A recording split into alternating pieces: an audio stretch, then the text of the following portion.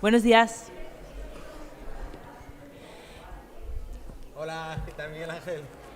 Os informo que tal y como está la sala en estos momentos, somos el foro de toda la gira que estos hombres llevan haciendo, presentando sus investigaciones en los espacios en los que han sido también objeto de la investigación. Somos el foro más numeroso. Zaragoza gana a Valladolid, a Castellón y a Coruña. Ya. Por animarnos en un sábado por la mañana a las 11 de la mañana. Muchas gracias por venir un sábado de la mañana a las 11 de la mañana. Y bueno, pues aquí estamos en un nuevo evento de la Escuela Municipalista de Zaragoza en Común, que tantos éxitos cosecha, y un nuevo evento que además es especial porque es el que inicia una serie de acontecimientos que celebrarán, con el que conmemoraremos el 10º aniversario de Zaragoza en Común, que es este año 2025. Para mí es un placer estar aquí, reencontrarme ahora visualmente y espero que poder saludar a muchos de vosotros y de vosotras y poder presentar esta mesa, esta charla que me parece muy, muy interesante, muy apropiada y acertada en este momento y como forma de conmemorar esos 10 años y echar la vista atrás poder echarla con elementos de análisis.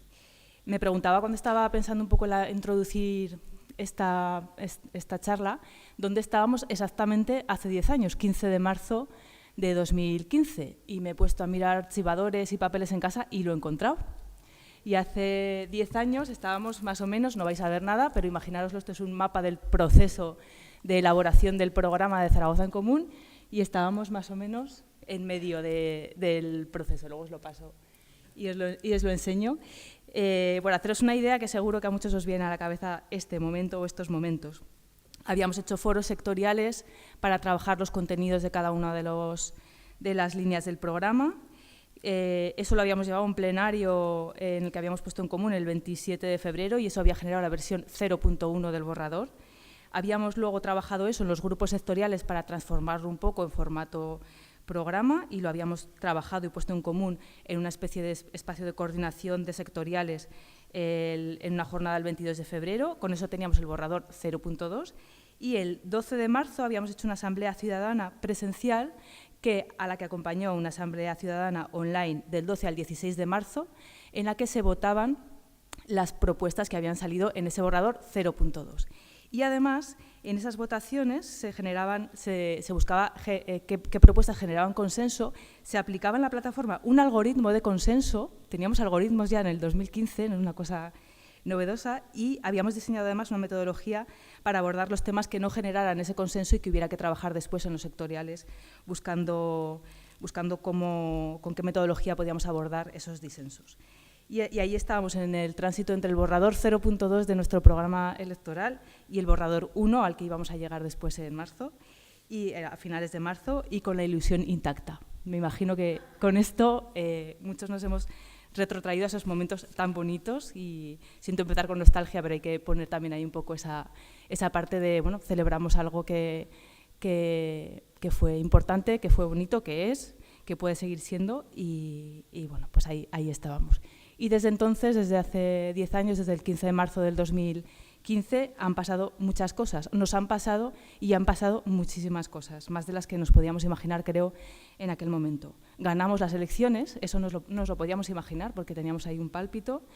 Gobernamos entre el 15 y el 19, no solamente nosotros, sino muchos ayuntamientos, en lo que llamamos ayuntamientos del cambio. En el 2019 perdimos las elecciones, vino el gobierno del PP, apareció en la escena política la ultraderecha, con Vox aquí en el ayuntamiento y en muchos otros sitios. Nos asoló una pandemia en el 2020, ayer era la conmemoración del 5º aniversario del estado de alarma. En el 2023 un segundo gobierno del PP, el auge sin precedentes de la extrema derecha, sobre todo y con gran peso en los gobiernos autonómicos. Y ya por ir allá más a lo cercano, enero de 2005, Trump gana por segunda vez las elecciones en Estados Unidos y parece que estamos empezando a tener el mundo, si no lo teníamos ya, totalmente patas arriba. También nos han dejado muchas personas, porque han fallecido personas de aquí, de este proceso, de las que estaban y de las que recordamos en 2015, demasiadas, y también quería traer un recuerdo, porque en este tiempo pues también las recordamos y estaban ahí y fueron parte de esto.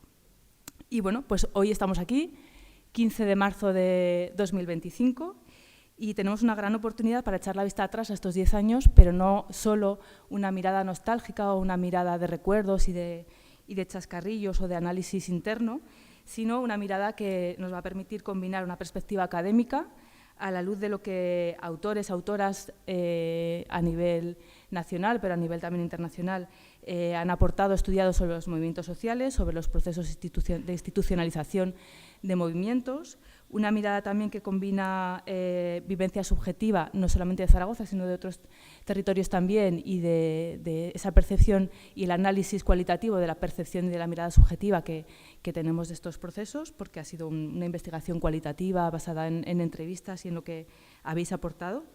Y un elemento comparativo, porque todo el trabajo que han hecho Ramón y Juan combina y compara, es un análisis comparativo de Valladolid, de Castelló, de Coruña y de Zaragoza, que eso también aporta elementos que nos van a permitir salir de esa autorreferencia.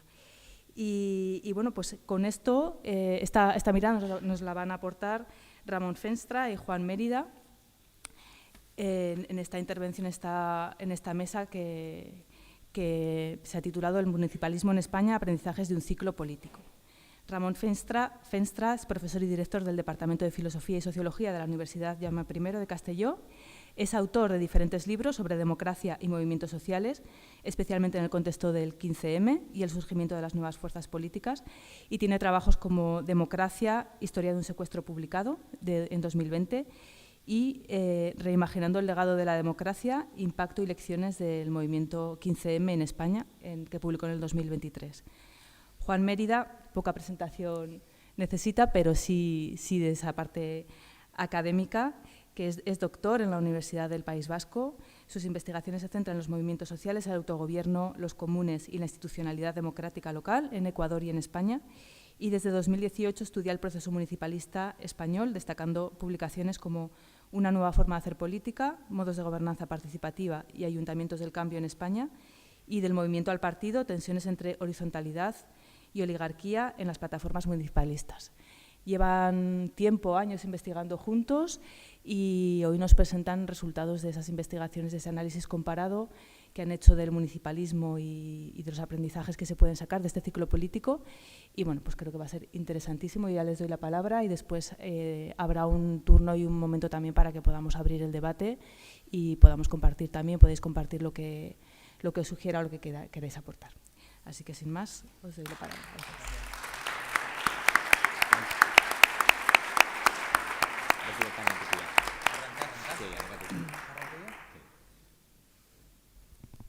Hola, ¿qué tal?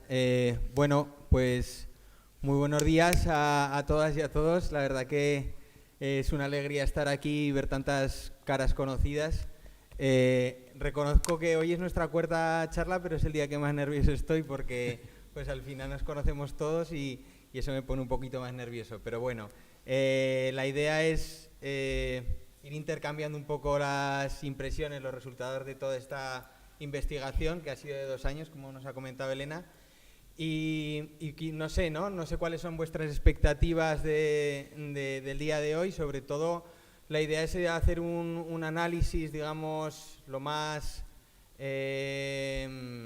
racional posible, con un punto de vista de larga distancia de todo lo que vivimos, ¿no? Y que fue muy sentido por todas nosotras, y que, bueno, pues de esa manera también yo creo que evitar, digamos, los mini relatos o los relatos más cercanos a nuestra visión y abrir un poco, ¿no?, a todo lo que sucedió, y también pues con el objetivo de aprender, ¿no?, de todo ese proceso que fue tan ilusionante.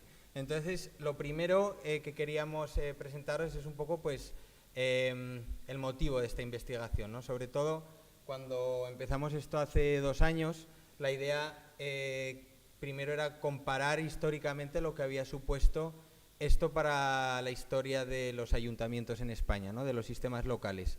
Y lo que veíamos es que había una completa ruptura de lo que habían sido los sistemas electorales locales en relación a desde 1970, desde el fin de la dictadura y el comienzo de los ayuntamientos democráticos, y que se podía comparar solo, incluso únicamente, con la Segunda República, ¿no? En términos absolutos de resultados, ¿no? Entonces, para que veáis un poco ya en términos de datos, el bipartidismo, ¿no? Ese sistema que nos ha dominado desde el 78, pierde 3 millones de votos en 2015.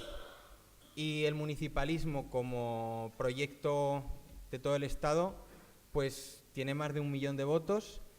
Y en términos, digamos, de poder local, pues estamos hablando de que en 15 gobiernos de capitales de provincia va a acceder al gobierno, y en 5 de ellos va a obtener la alcaldía.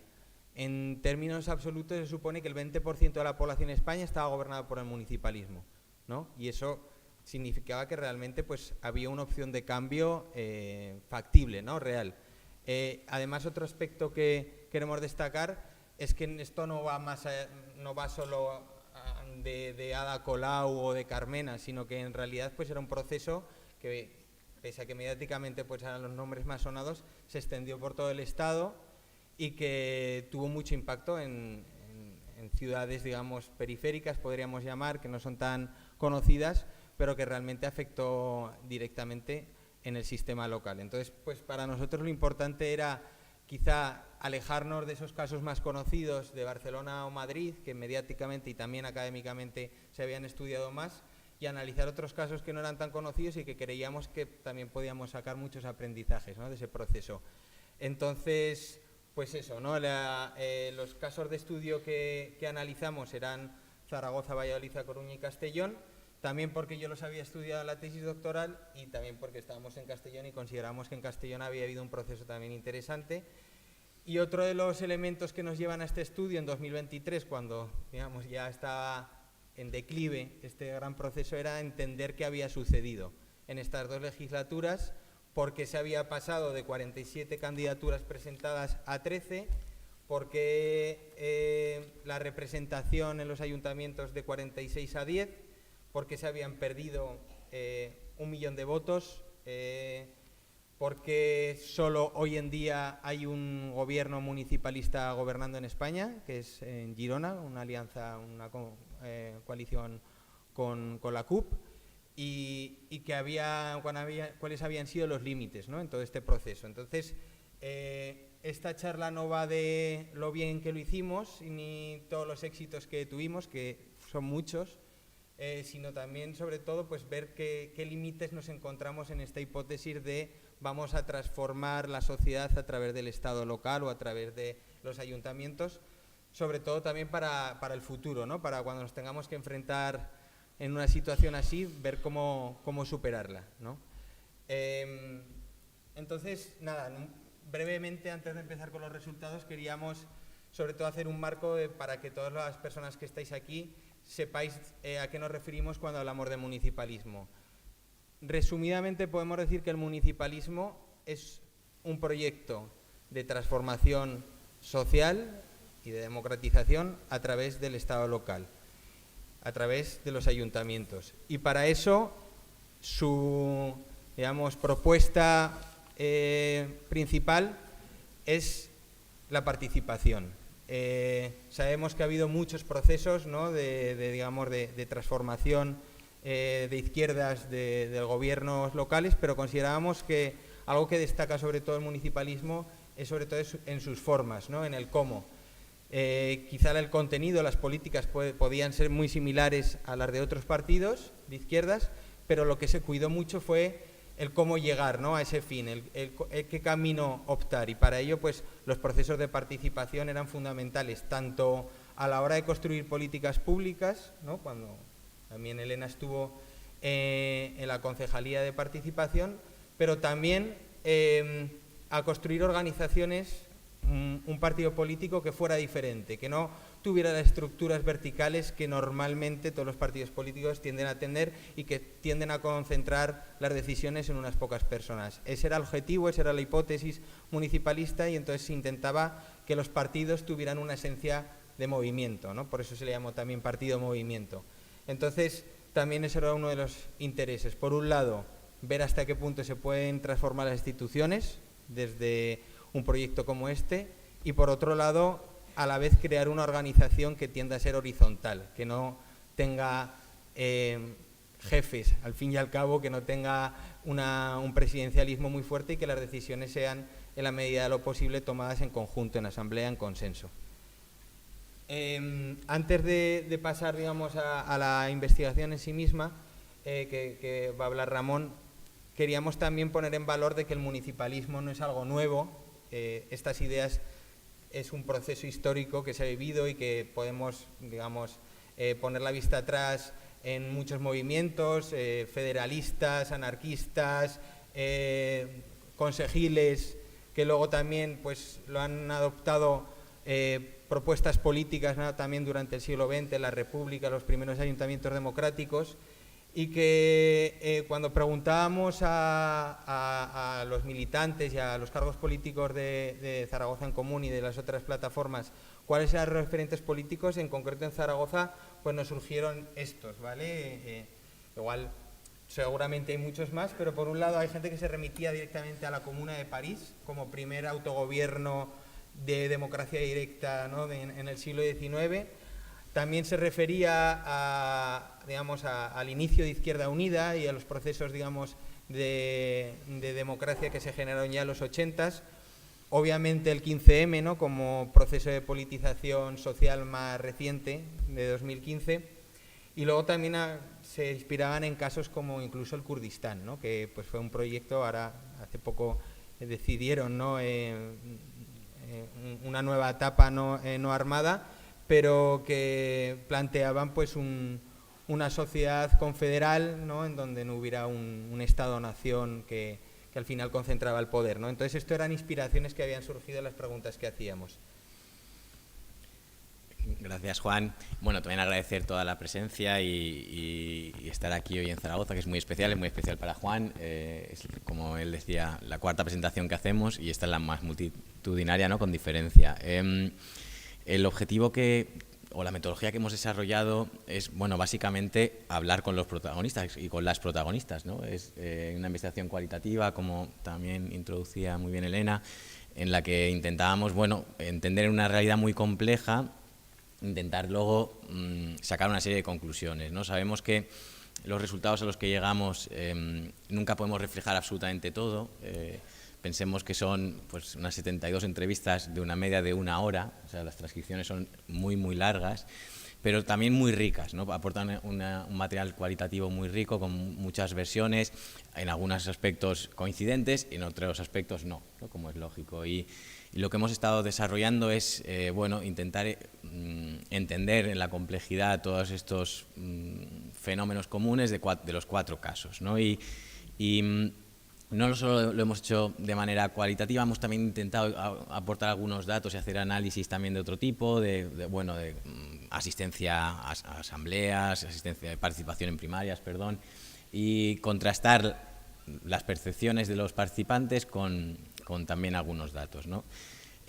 También para nosotros era muy importante que esto no sea simplemente una investigación que se queda en la academia, sino que la compartimos con los sujetos que han participado, ¿no?, con las personas que han participado, y por eso también estas sesiones que estamos realizando, y incluso antes de empezar con las publicaciones académicas, que es algo importante siempre en la universidad, evidentemente hemos realizado un informe que está en abierto, y aquí veréis muchísimas de las declaraciones de aquellas personas que han participado, ¿no?, y merecen la pena consultarlas porque aquí están en toda su riqueza y en el contexto de las etiquetas que hemos ido identificando.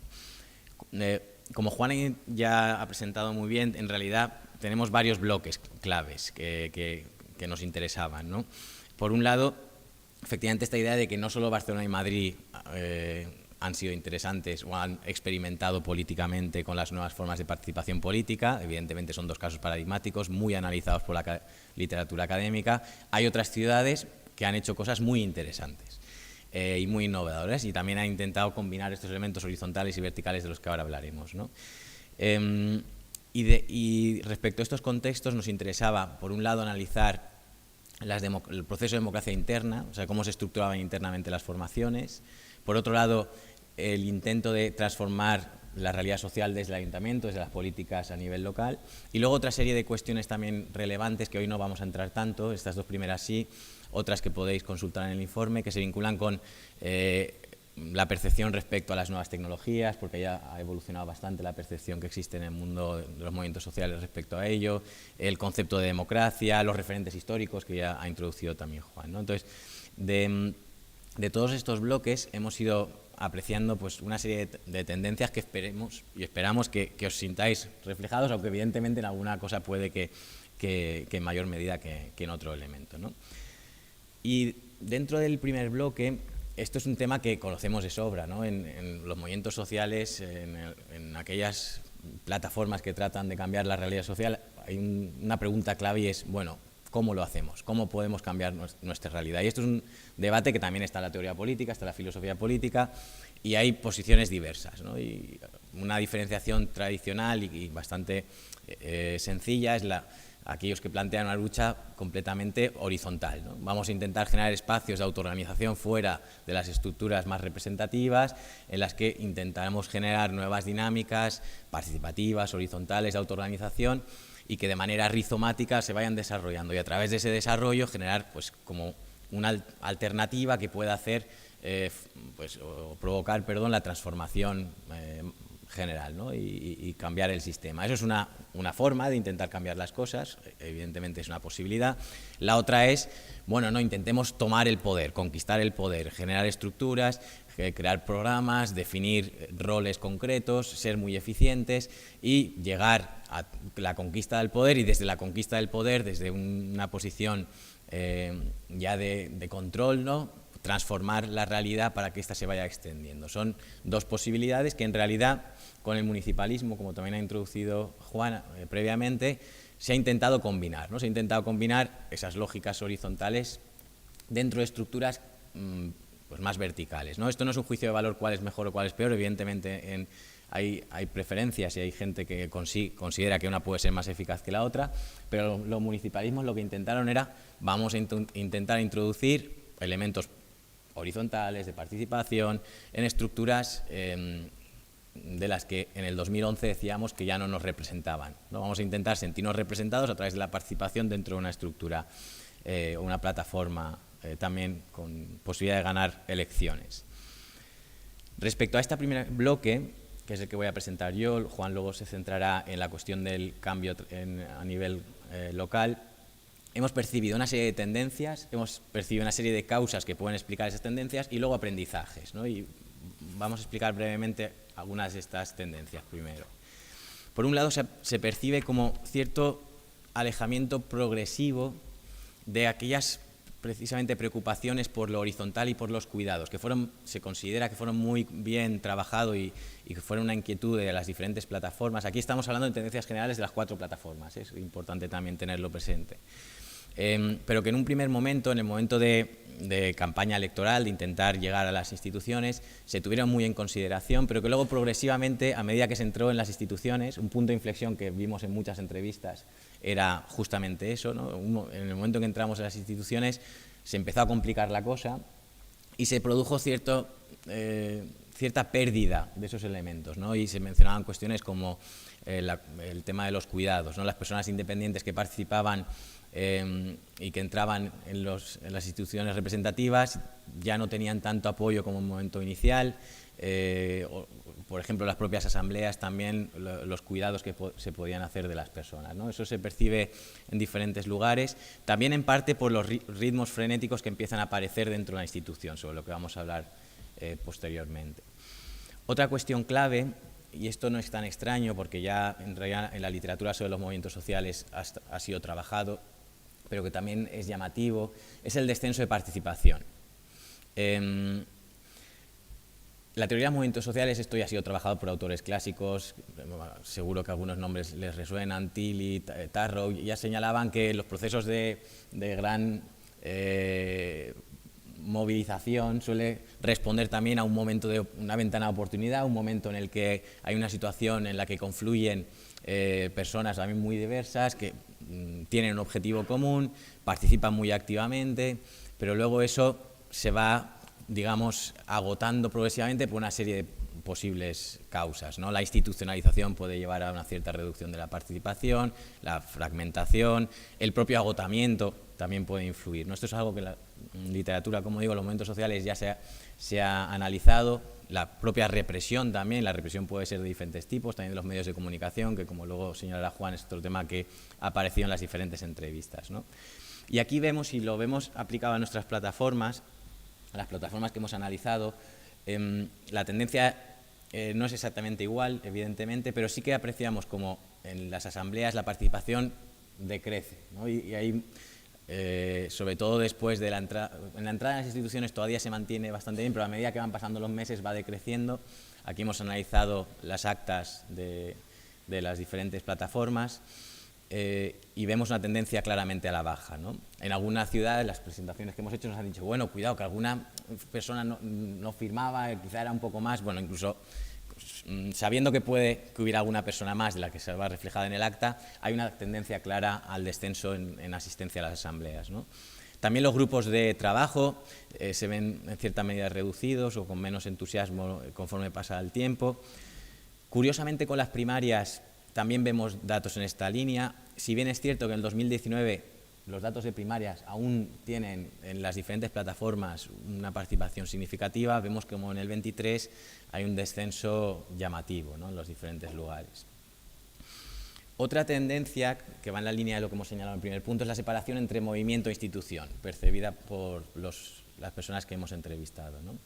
Debo decir que las personas que hemos entrevistado, se me ha olvidado en la parte metodológica, hemos intentado hacer también, hemos hecho un muestreo intencional, ¿no? Hemos entrevistado a personas de diferentes inquietudes, diferentes sensibilidades, para recoger la mayor pluralidad de voces posibles, ¿no? Hacer más de 70 entrevistas está muy bien. Evidentemente ha sido imposible, no se puede entrevistar a todas, ¿no? Pero sí que hemos intentado que fuera lo más representativo posible, ¿no? Es decir, grupos de diferentes inquietudes, también personas que habían estado dentro de la institución y fuera de la institución. ¿Y por qué señalamos esto ahora? Porque era curioso ver que tanto las personas que se mantuvieron dentro de la institución como las personas que estaban o que no entraron dentro, pero que eran parte también de las plataformas municipalistas, ambos colectivos tenían esa percepción, ¿no? De que se estaba generando cierta distancia y como era muy difícil combinar los ritmos y necesidades de los dos espacios, ¿no? Y esto es interesante ver como una percepción, como este tipo de percepción, surgía de diferentes, de personas que habían optado por diferentes vías, ¿no? Declaraciones como nos vimos embuidos por la institución, ¿no? Y eso también nos tuvo una influencia directa en el posterior desarrollo. También una percepción generalizada era que en un momento inicial los partidos políticos que estaban presentes, evidentemente, pero tenían un rol menor, ¿no? El papel de los partidos políticos fue creciendo a medida que avanzaba el tiempo, menor en el sentido de reivindicaron más sus intereses, no que no fueran importantes, pero que la reivindicación de los intereses de los partidos fue creciendo a medida que el proceso se institucionalizó, tuvieron una mayor presencia. El movimiento y los intereses globales predominaron con mucha más claridad en un momento inicial y posteriormente ya empezaron a aparecer intereses también de grupo, intereses de partido por la supervivencia de los partidos, ¿no? Y de las estructuras. Esto es algo que Michels ya ha analizado con la tendencia oligárquica de los partidos, que es algo que siempre también se debate, ¿no? Es decir, los partidos buscan su supervivencia, entonces hay tendencias hacia su reagrupamiento y el control, ¿no? Eso también se percibe, que más tensiones con los partidos a medida que avanzaba el proceso. Otra pregunta clave es las causas. ¿Qué causas se perciben como las que explican estas tendencias? Y aquí hay dos cuestiones que se vinculan mucho entre sí. Los ritmos organizativos. Esto fue una cuestión que percibimos de mucha gente. El combinar lo horizontal y lo vertical es muy difícil en la medida en que los ritmos que exige una institución son complejos. Esto nos lo decían también, Elena nos puede contar evidentemente también su experiencia, ¿no? Pero las personas que estaban dentro de las instituciones tenían que dar respuestas muy rápidas a cuestiones importantes y eso chocaba a veces con las lógicas de participación, diálogo y consenso propias del movimiento, ¿no? Propias de las asambleas. Entonces, los ritmos se consideraron como un elemento complejo en el que también el dominio, y más, no el dominio, sino el trasvasar la información de una institución a luego la asamblea se veía como algo complejo. Las personas que estaban dentro tendrían mucha información y era difícil trasladar toda esa complejidad de cuestiones luego a las personas que estaban participando de la plataforma, ¿no? Y como eso también afectaba precisamente por la cuestión de los ritmos. Y muy vinculada a esto, y esto tenemos muchas declaraciones que, como digo, en el informe podéis leer porque merecen la pena. Cuando leáis los informes nunca van a aparecer quién ha dicho qué, ¿vale? Tenemos el compromiso de mantener evidentemente la confidencialidad, es un compromiso que tenemos con el Comité de Ética de la Universidad que aprueba la investigación. Sí que se verá de qué plataforma se dice algo, ¿no? Pero no quién lo dice. Pero en muchas de estas declaraciones también era una cuestión de cómo afectaba a las vidas personales, ¿no? Realmente la participación exigía, en estos movimientos exigía muchísima energía y era difícil compaginar el esfuerzo que requería, ¿no? este nivel de participación en la institución con la plataforma y hacerlo sostenible en el tiempo, ¿no? Es una cuestión que aparece en muchas de las declaraciones. Era imposible que estuviéramos 100% con tanto nivel de energía durante un tiempo prolongado, ¿no? Hay otra cuestión importante y es la reflexión, además en Zaragoza esto salió en diferentes entrevistas, la reflexión sobre qué podríamos haber hecho diferente a nivel de organización. Y aquí lo que hemos llamado como cierta falta de resiliencia organizativa, es decir, hay una percepción de que la organización funcionó muy bien para un propósito inicial, que era ganar las elecciones o obtener representación, tener unos resultados muy positivos, los que ha presentado previamente Juan, pero que no había un plan tan claro o que era más difícil saber qué hacer el día después de estar en la institución. Y que lo que valía para una estructura que valía para lo primero, para lo segundo necesitaba repensarse, ¿no? Y como eso fue complejo, hay gente que considera que quizá se debería haber tenido una mayor flexibilidad o también un segundo plan o haberlo adaptado de otra manera una vez dentro de las instituciones. Y esto se va a vincular un poco a los aprendizajes, con lo cual, con el tema con el que ya cierro mi bloque y volvemos a Juan. Por un lado, y esto es una visión que vimos también en las diferentes entrevistas, la percepción de que el municipalismo ha sido una escuela, como una universidad, una escuela, un proceso de aprendizaje. Una cosa que percibimos, tanto Juan como yo, es que en las entrevistas, para todos, la experiencia había sido muy emocional, ¿no? Un proceso muy emotivo, ¿no? Que realmente hemos tenido entrevistas, la gente se emocionaba, ¿no? y nos contaban como experiencias vitales muy importantes. Alguna persona también nos ha llegado a decir que era lo mejor que había vivido en términos de participación política y a su vez lo peor, en el sentido de decepción y tristeza en algún momento dado, ¿no? O sea, era como una cosa que realmente les ha marcado y que también les ha hecho repensar el proceso de lo que significa la democracia, de cómo debemos profundizar la democracia, de qué significa eso de más democracia que se planteaba ya en el 2011, ¿no? Y vinculado a ese proceso de aprendizaje, dos conclusiones que también percibíamos era como se seguía manteniendo una defensa de los procesos participativos, una convicción de que la democracia debe ser más participativa, la democracia no es solo el voto, es algo más, esa convicción seguía en las personas que habían participado, pero quizá desmitificaban o veían también algunas pegas de algunas de las herramientas para algunos objetivos concretos, ¿no? Personas, por ejemplo, defensoras de las asambleas decían, bueno, sigo siendo defensor o defensora de la asamblea, pero también percibo que en algunas ocasiones puede tener algunas problemáticas, ¿no? O de los procesos de primarias, ¿no? Había gente que percibía las primarias como realmente la solución a muchas cuestiones o muchas problemáticas y que ahora decían, bueno, sí, pero que tampoco siempre es todo tan sencillo, ¿no?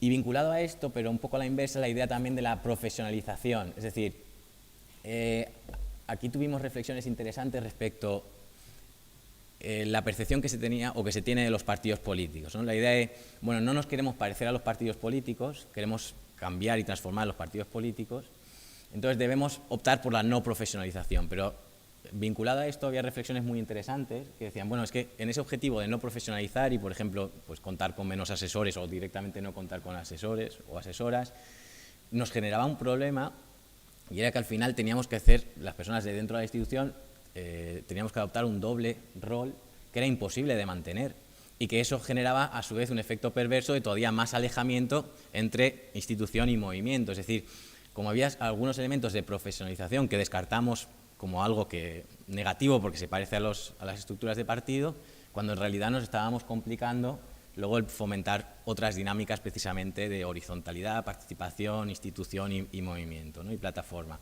Eso también fue una de las reflexiones que se planteaban ahí, de, bueno, quizá lo debamos repensar, ¿no? Ya para acabar con este punto, la idea es, bueno, hemos aprendido mucho el proceso y es también una cosa que ha dicho antes Juan, ¿no? Aquí no pretendemos, el objetivo de este estudio no es desanimar a nadie, ¿vale? Por favor, que nadie nos malinterprete. Lo que buscamos precisamente es saber qué es lo que se ha aprendido y qué es lo positivo, ¿no? En otras ciudades que hemos presentado la gente nos ha dicho, bueno, con esto también sabemos que si volvemos a revivir este fenómeno, algunas cosas que no debemos hacer, cosa que ya es positivo, ¿no? Pero también hay otras muchas cosas que sí, ¿no? y que han funcionado y que hemos visto como personas con inquietudes muy diversas han podido organizarse y colaborar para objetivos concretos, ¿no? Objetivos comunes. Entonces, con esa reflexión también nos gustaría acabar este bloque, porque también se señalaba, bueno, ya sabemos mucho más de cómo organizarnos y cómo combinar estos elementos, ¿no? Y cómo debemos seguir dándole una vuelta a esto. Pero pasamos ya al siguiente bloque, que les dejo con Juan. Gracias, Ramón. Bueno, pues con esta segunda dimensión lo que queremos es plantear cuáles son los límites de la institución, ¿no? Ya no los límites del proceso organizativo, sino ya dentro de la institución del Estado, ¿vale?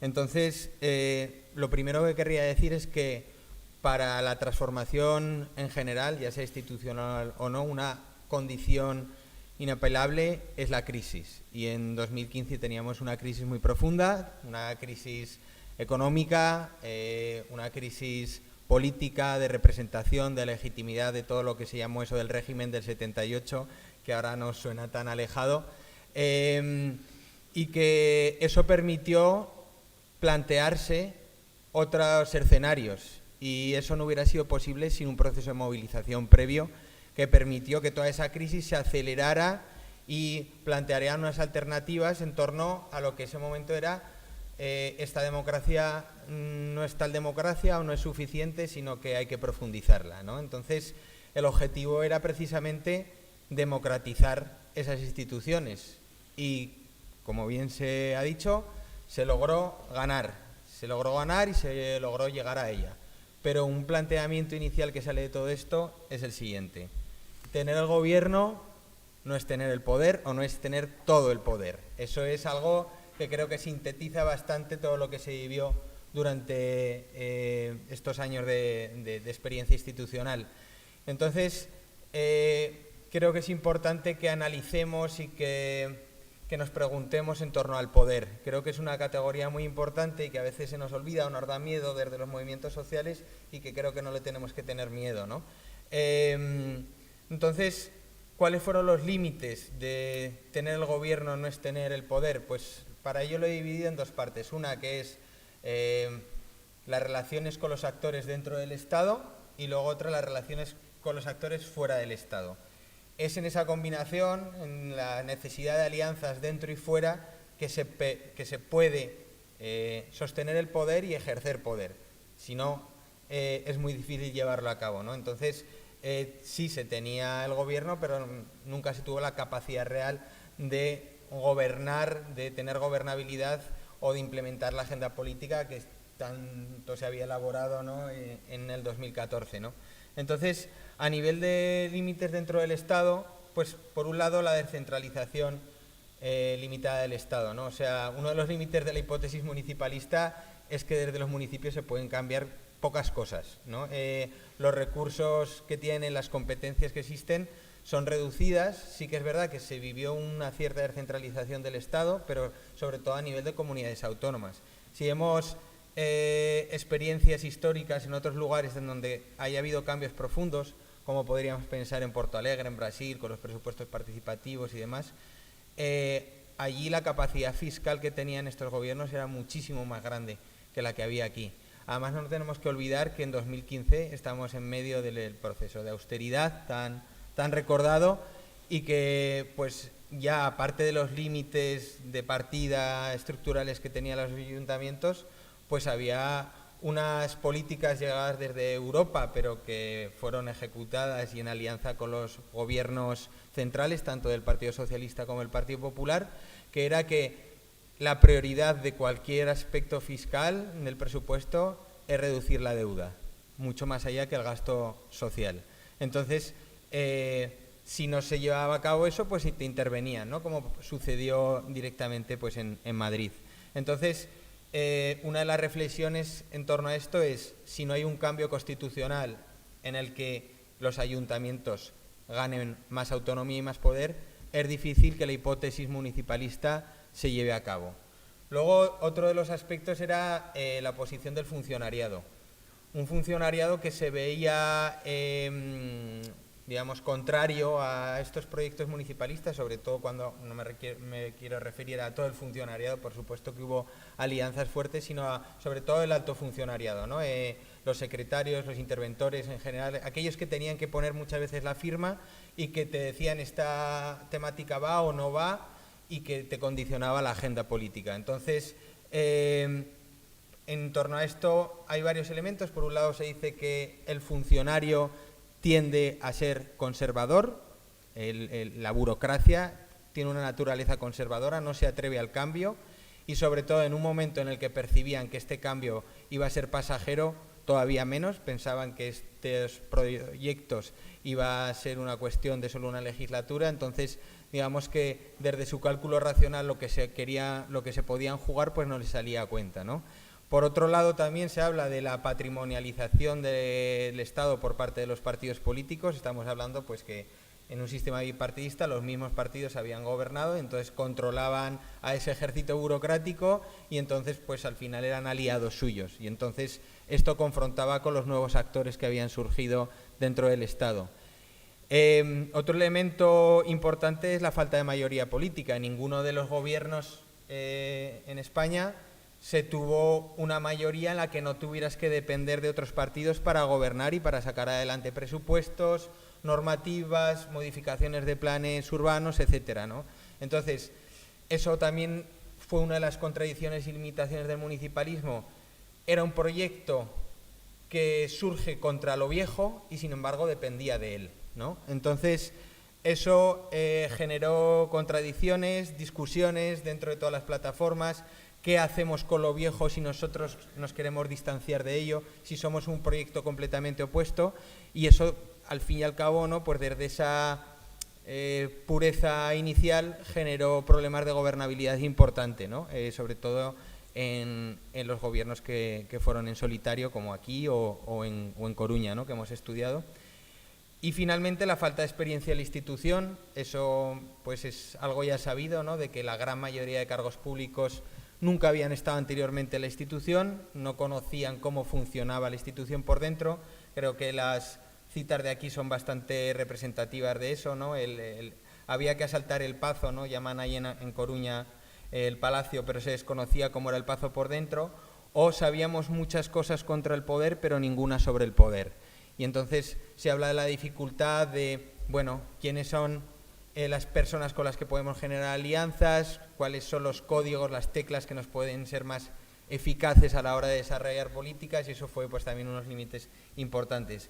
Si hablamos de actores más allá del Estado, pues obviamente los medios de comunicación, ¿no? Digamos, son los que marcan la opinión pública y al final los que te condicionan también la agenda. Si ellos quieren que te dediques a hablar de las calles porque están sucias, pues de repente te tienes que poner a hablar de ello constantemente, ¿no? Y dificulta mucho, ¿no? Construir otro relato en el que quieras hablar de remunicipalizaciones, en el que quieras hablar de otro modelo de ciudad pensado en el espacio urbano, en la reducción del automóvil, es decir, que al final te viene condicionado mucho por estos medios de comunicación que al final, pues como bien sabemos, se rinden a los grandes poderes y que además pues eres un poco rehén también de lo que sucede en Madrid, ¿no? La gran mayoría de las personas poco saben de lo que pasa en la política local, sobre todo su opinión política es en torno a los ciclos y a las embestidas que sucede a nivel nacional, ¿no? Entonces, si bien en el 2015 estábamos empujados por una ola de cambio en el que nos favoreció, pues eso también fuimos muy dependientes de eso y enseguida, independientemente de lo que pudiéramos hacer o no, pues ya nos estaba, digamos, perjudicando, ¿no? Como que creo que es importante también tener en cuenta estas condiciones que a veces no responden solo a lo que uno pueda o no pueda hacer, ¿vale? Sin quitar, obviamente, responsabilidades. Y luego también, pues otro aspecto importante es la relación con los movimientos sociales, ¿no? Ese es un punto clave, creo, y que era crucial en todos estos gobiernos. Al final eran unos gobiernos que toda su campaña había sido al margen de ninguna relación con medios de comunicación, digamos, dominantes, con actores económicos. Entonces, al final, a lo que se debían eran los movimientos sociales, fue gracias a ellos que surgieron, eran parte de eso, y sin embargo, una vez que están en la institución, pues, digamos, que se generan unas tensiones quizá no esperadas, o esas alianzas que a priori parecían seguras, pues luego no surgieron, ¿no? Entonces, las razones de que estas alianzas se tensionaron son varias. Por un lado, un proceso de desmovilización y delegación, es decir, ya están los nuestros en el poder, entonces yo ya me desentiendo, ya se pasa del no nos representan a ya nos representan, o incluso no nos representan como esperábamos, pero todo ello lleva a la desmovilización. Esta cita me gusta bastante, que es de un cargo político de aquí de Zaragoza, que decía esto, ¿no? Dice: yo muchas veces hacía el símil con esos troncos que hay en la playa, que la marea los ha subido hasta allá y después la marea ha bajado y el tronco se encuentra ahí, al final de la playa. Bueno, pues yo estoy allí. Una marea me trajo hasta aquí, pero ahora ya no hay marea, ¿no? Otra de las razones que se plantean es la falta de cultura colaborativa entre la institución y las asociaciones de los movimientos sociales, ¿no? Siempre, normalmente, debido también a los gobiernos que han existido aquí y en las otras ciudades, ha habido una relación de confrontación, ¿no? de oposición, y que este nuevo escenario de posible colaboración pues también no se estaba acostumbrado y no hubo el entendimiento igual adecuado, ¿no? No había, digamos, una cultura de colaboración, y a veces pues se planteaba, ¿no?, que los movimientos sociales y las asociaciones están, digamos, tienen una naturaleza de existencia en torno a la confrontación más que en torno a la cooperación y colaboración, y eso también lo dificultó. Por otro lado, la falta de lealtades asociativas. Eran organizaciones nuevas, pese a que, digamos, dentro de las organizaciones había otras que ya llevan existiendo mucho tiempo, pero que había falta de lealtades. Es decir, esto nos pasaba, por ejemplo, cuando hablábamos en Galicia, ¿no?, se comparaban con el BNG, que pues territorialmente tenía unas relaciones muy estables con muchas asociaciones y que sin embargo a ellos les costaba mucho, ¿no?, establecer eso, y entonces esas lealtades veían que eran fundamentales también para tener esa colaboración en la opinión pública y al final unas alianzas fuertes para desarrollar la agenda política. Y luego finalmente la falta de radicalidad, que se considera también en algunos testimonios como uno de los problemas de que hubiera esas alianzas con los movimientos sociales.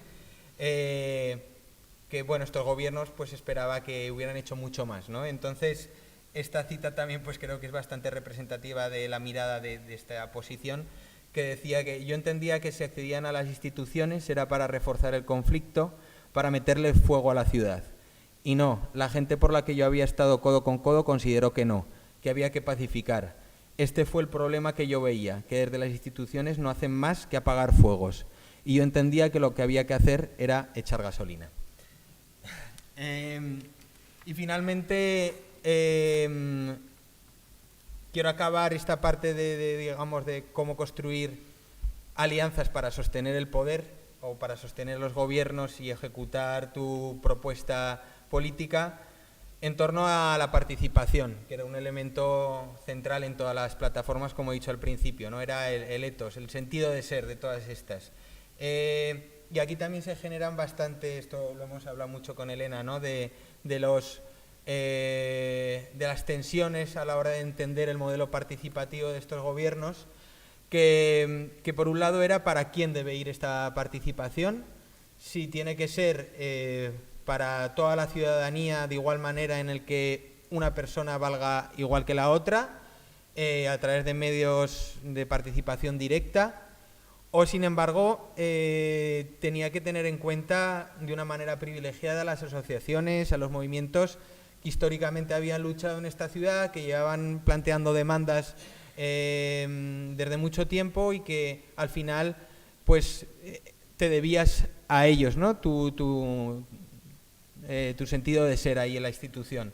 Entonces, esto se confrontó y muchas veces creo que faltó resolución y al final, pues, dependiendo de cada área, cuál era su planteamiento político, su ideología, pues llevaba a cabo un tipo de participación u otra. Esto lo hemos encontrado en todas las ciudades, no solo aquí. Y por otro lado, el cómo, ¿no? Si tenía que ser una participación presencial o digital. Claro, estamos en un proceso justo de apertura de las nuevas tecnologías a través de las plataformas para participar y se decía, claro, con esto puedes llegar a muchísima más gente que las típicas asociaciones que siempre están en los espacios de gobernanza participativa de la ciudad y de alguna manera involucrar a muchos más actores que a veces no tienen los recursos ni el tiempo ni la manera de participar. Era mucho más accesible, pero por otro lado se decía, claro, esto reduce mucho la posibilidad del encuentro, del escuchar al otro, de generar empatía, de construir un planteamiento común en torno al territorio, en torno al sector, ya fuera medio ambiente o lo que fuera. Y entonces, pues esas dos miradas también se confrontaron y muchas veces no se supieron también cómo conciliar o cómo resolver. Y finalmente, pues otros procesos que también dificultaron este modelo de participación, pues la falta de cultura participativa general, la falta de estructura de participación en la institución o en el ayuntamiento, no existen técnicos, facilitadores, los propios funcionarios no están acostumbrados, ¿no?, a esta relación y que creo que, por ejemplo, con los presupuestos participativos se generó ya una relación que está construyendo una nueva cultura, ¿no?, de entendimiento entre los técnicos y la ciudadanía, pero que al final requiere mucho tiempo, ¿no?, para que se vaya consolidando.